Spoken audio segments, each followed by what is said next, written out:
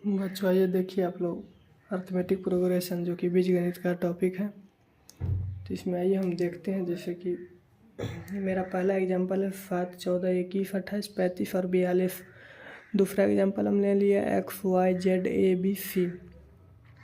आप यहाँ देख सकते हैं कि देखिए ये दोनों हमारा AP में है या नहीं। इसके लिए हम क्या चेक करते हैं, दोनों के बीच का डिफरेंस, यानी difference 1, difference 2, difference 3, difference 4, difference 5। यहाँ भी डिफरेंस 1, डिफरेंस 2, डिफरेंस 3 एवं प्रकार से डिफरेंस 5 तक है। तो देखिए D को हम लोग सार्व अंतर कहते हैं, दोनों के बीच का अंतर, वही सार्व अंतर जो भी समझ लीजिए आप। और यहाँ पे हम अगर A लिखे हैं ना, तो A यहाँ का इसका पहला पद है। इस पहला पद को हम A भी लिख सकते हैं, T1 भी लिखते हैं, क्योंकि आपको कोई भी पद निकालना है। जैसे मान लीजिए 7वां पद निकालना है तो T7 लिखेंगे। इसी तरह आपको पहला पद है तो T1 भी लिख सकते हैं, कोई दिक्कत नहीं है।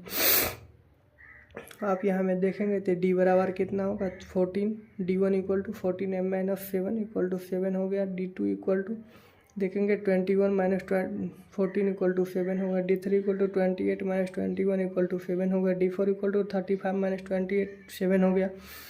तो एवं प्रकार से D क्या है, समान है। जब D समान है तो ये हमेशा ये AP में, ये पूरा पोस्ट हमारा क्या है, AP में है। यहाँ पर अगर देखेंगे अगर D1 इक्वल टू क्या है, y माइनस एक्स है। D2 equal to Z minus y है। D3 इक्वल टू क्या है, A माइनस जेड है। इसी तरह D4 D5 भी निकाल सकते हैं। और सब समान होगा, सब अगर इक्वल होगा तो ये AP में होगा, अन्यथा AP में नहीं होगा। AP में होने के लिए हमको D हमेशा इक्वल चाहिए, आप देख रहे हैं। उसके बाद आपको यहाँ पे देखिए पहला फार्मूला क्या है, Tn इक्वल टू क्या है, A plus n minus 1D है। तो T6 equal to A plus n minus 1D, A plus n minus 1D, यानी A के जगह पर हम क्या लिखेंगे, A के स्थान पर T1 या फिर A। 7 हो गया पहला पद, प्लस n माइनस 1 छठा पद निकालना है तो 6 माइनस 1 5 हो गया। और इंटू D का मान 7 हो गया, तो 7 प्लस 5 इंटू 7 इक्वल टू 42 हो गया। इसी तरह हम देखिए Fn निकालना है अगर तो n/2 into 2A plus n minus 1D, ये फार्मूला होता है।